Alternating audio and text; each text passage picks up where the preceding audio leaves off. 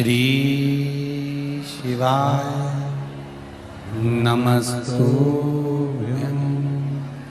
जैसे सूर्य नारायण भगवान को स्टील के लोटे से या चांदी के लोटे से या पीतल के लोटे से या प्लास्टिक के लोटे से या कांच के बर्तन से जल चढ़ाने से आयु छिन्न होती है। क्या समाप्त होती है? आयु। और सूर्य नारायण भगवान को अगर तांबे के लोटे से जल दिया जाता है तो आयु की वृद्धि होती है, और दिन भर में अगर कोई काम अटकने वाला है तो वो काम का रास्ता खुल जाता है और शरीर की बीमारी समाप्त हो जाती है। शरीर की बीमारी समाप्त हो जाती है। अब एक बात सावधानी से सुनिएगा, शायद शिव महापुराण के माध्यम से अभी तक ये बात सामने नहीं आई, पर शिव पंचायत कथा में आ रही है। जितने आस्था चैनल पर कथा सुन रहे हो, जितने फेसबुक और यूट्यूब पर सुन रहे हो, और जितने इस छत्तीसगढ़ की पावन धरा पर बैठकर सुन रहे हो, बहुत सावधानी से सुनना। एक प्रश्न हमारे भीतर खड़ा होता है, जब हम सूर्य नारायण भगवान को अर्घ देते हैं, जल चढ़ाते हैं, तो वो जल पृथ्वी पर जब गिरता है तो उसके छींटे हमारे शरीर पर लगते हैं। क्या वो ठीक है? क्या वो श्रेष्ठ है?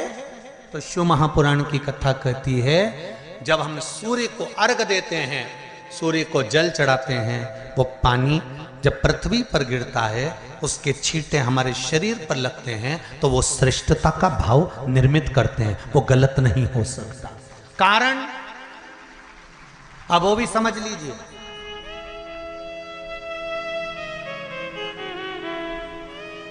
अब सूर्य नारायण भगवान को आप जल चढ़ा रहे हो तो छींटे नहीं लगे, उसके लिए क्या स्टूल पे चढ़ के चढ़ाओगे कि कुर्सी पे चढ़ के चढ़ाओगे? अरे बोलो तो सही। अब कई लोगों के दिमाग में यह बात भरा गई कि हम भगवान को जल चढ़ाते हैं, वो हमारे शरीर में छींटे लगते हैं, जमीन पे से पानी गिरता है, वो हमारे शरीर को छींटे लगते हैं, भगवान को अच्छा नहीं लगता होगा। कौन ने कहा? पहले तो उसको पकड़ के ला।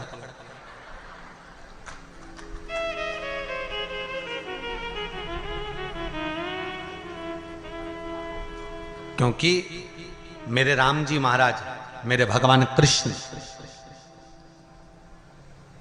बड़े बड़े संत, साधु, सन्यासी, तपस्वी, साधक, उपासक जितने भी हुए, जिन्होंने सूर्य की आराधना करी, इन्होंने टेबल पे चढ़कर या कुर्सी पे चढ़कर जल नहीं चढ़ाया। इन्होंने पृथ्वी पर खड़े होकर ही, क्योंकि पृथ्वी तत्व के देव हैं शिव। जब हम मृत्यु लोक पर खड़े होकर, पृथ्वी पर खड़े होकर भगवान शंकर का भाग पृथ्वी तत्व को धारण कर कर जल को हाथ में लेकर जब समर्पित करते हैं, और जो जल नीचे गिरता है वो शरीर पर अगर लगता है तो हमको उसका आशीर्वाद ही प्राप्त होता है, दोष नहीं लगता। पर लोगों ने इसको विपरीत कर दिया। कि कौन ने विपरीत करा? कई लोगों ने इसको विपरीत कर दिया। कौन ने विपरीत करा? तो जो दूसरे धर्म के लोग होते हैं, जिनको हिंदू धर्म से नफरत होती है और जो हिंदू धर्म की पूजन, सेवा, अर्चना को समाप्त करना चाहते हैं, वो धीरे धीरे धीरे धीरे कहने लगे कि सूर्य को जल चढ़ाओगे तो शरीर में लगेगा, शरीर में लगेगा तो दोष लगेगा। इसको कह कहकर घर घर में सूर्य को जल चढ़ाना लोगों ने बंद कर दिया कि आप जल चढ़ाएंगे तो दोष लगेगा, शरीर पे छींटा लगेगा, शरीर को ऐसा लगेगा। ये दोष नहीं है। कितनी सुंदर बात है महाराज।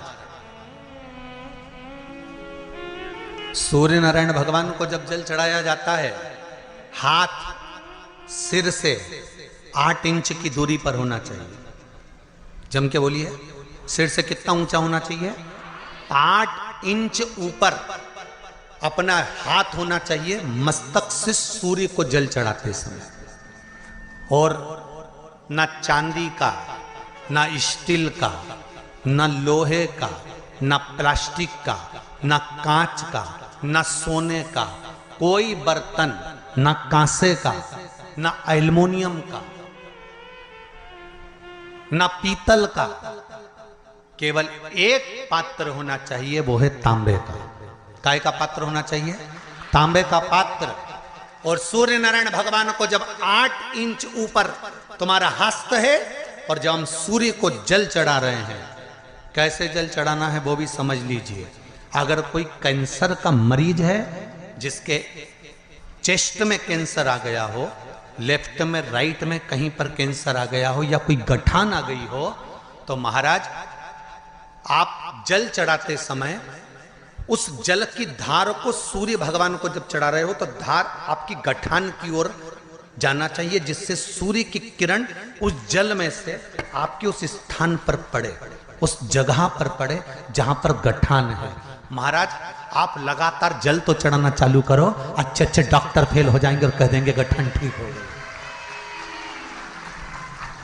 आपका लीवर और किडनी गड़बड़ कर रहा है, आप प्रतिदिन आपका स्वास्थ्य गड़बड़ रहता है, आप प्रतिदिन ये ज्योतिष शास्त्र के अंतर्गत, रत्न शास्त्र के अंतर्गत, ये रत्न शास्त्र, ज्योतिष शास्त्र, रंग शास्त्र जो हमारे यहाँ है, रंगों के हिसाब से ये जितने रत्न होते हैं, माणिक हुआ, सोन, मोती हुआ, नीलम हुआ, मूंगा हुआ, पुखराज हुआ, ये क्यों कहते हैं ये पीला है, ये सफेद है, ये नीला है, ये लाल है, इसको शरीर में क्यों पहनाते हैं? उसका कारण होता है कि जब शरीर में पहनते हैं सूर्य की किरण उसमें पड़ती है, हमारे शरीर पर वो कलर का इफेक्ट पड़ता है, उस कलर को शरीर पर लगता है, और शरीर पर लगता है तो हमारा शरीर धीरे धीरे, हमारी जो इंद्रियां हैं वो सही होने लगती हैं, काम सही होने लगती है। और सूर्य नारायण भगवान का दर्शन साधारण नहीं, जो जल तुम चढ़ा रहे हो, वो जल की जो धार आ रही है उसमें सूर्य का दर्शन होना चाहिए, तो कैंसर की बीमारी कभी नहीं हो सकती। लीवर, किडनी, हार्ट, आपके हार्ट में अगर तकलीफ है, डॉक्टर ने कह दिया कि इसमें नस चोक है, आपको कहीं ना कहीं छल्ला डलेगा, आपको कह दिया इसमें कुछ ना कुछ प्रॉब्लम आ रही है, आप सूर्य को अर्घ देना चालू कर दो, सूर्य को जल चढ़ाना चालू कर दीजिए। आप सूर्य को जल चढ़ाओ, वो जल की जो तरंग आ रही है, वो जल जो निकल कर जा रहा है, उसकी जो किरण आपके हृदय पर, आपकी छाती पर पड़ रही है, नाड़ियों में पड़ रही है, नसों में पड़ रही है, उसका बल देखो तो सही। 1 महीना लगातार चढ़ाओ तो 15 दिन 20 दिन कर तो देखो। क्यों राम जी महाराज जल चढ़ाते थे? क्यों भगवान कृष्ण जल चढ़ाते थे सूर्य को? क्यों दशरथ जी महाराज जल चढ़ाते थे? क्यों कश्यप ऋषि जल चढ़ाते थे सूर्य को? सारे 33 कोटि देवता, सारे ऋषिवर, साधु संत सन्यासी तपस्वी साधक उपासक सब भगवान सूर्य को अर्घ दिया करते थे। क्यों देते थे? किस लिए?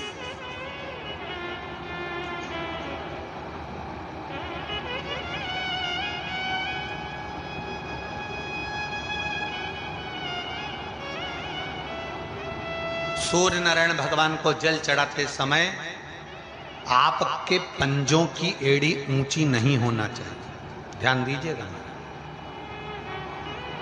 आपका पंजा पांव का पूरा की पूरा जमा होना चाहिए भूमि पर। हाथ कितने इंच ऊपर? 8 इंच ऊपर होना चाहिए। जल जो गिरे, सूर्य की किरण, सूर्य का दर्शन उस जल की रोशनी में करना चाहिए। क्या होगा उससे?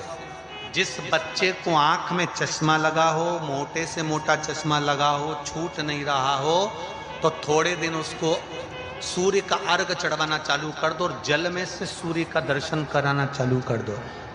सूर्य का दर्शन जल में से 2 महीना 2.5 महीना बहुत है, आंख की रोशनी बढ़ जाएगी, चश्मा हट जाएगा। आप कर देखिए। अब एक प्रश्न और खड़ा होता सूर्य को अर्घ देने।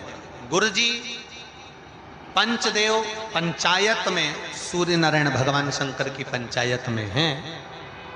सूर्य नारायण को हम फ्लैट में रहते हैं, हम फ्लैट के अंदर रहते हैं, तो हम फ्लैट में रहते हैं, हमारे यहाँ अगर छज्जा नहीं है, हमारे यहाँ जगह नहीं है, तो हम सूर्य को अर्घ कैसे दें? तो महाराज खिड़की तो होगी, अगर घर में फ्लैट में पानी ढुलेगा और आप लोग नहीं समेट सकते तो एक बाल्टी रख लो, एक पात्र रख लो, पर सूर्य नारायण भगवान को अर्घ देकर रोशनी शरीर पर पड़ना चाहिए। जिंदगी में कभी कोई बड़ी बीमारी नहीं आ सकती।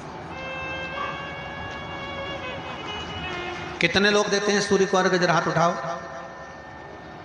बहुत बढ़िया, बहुत जोरदार। पुरुष लोग भी देते हैं ना, चाहे बच्चे से बच्चा हो, बच्चों के हाथ में भी एक लोटा पानी पकड़ाओ। घर में छोटे बच्चे हो ना, उनको तांबे का लोटा दो, पानी दो, जा बाहर खड़े हो जा, एक लोटा पानी चढ़ा के।